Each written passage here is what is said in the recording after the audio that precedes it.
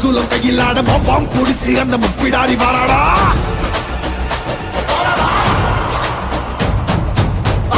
பயங்கரியாங்கார சூரகாளி மண்டையொட்ட செண்டையாக்கி காளி வாராடா அள்ளி அள்ளி தானம் தந்த அன்னதான பிரபுவுக்கு கொள்ளி வச்ச கையவன கொண்டு போட வாராடா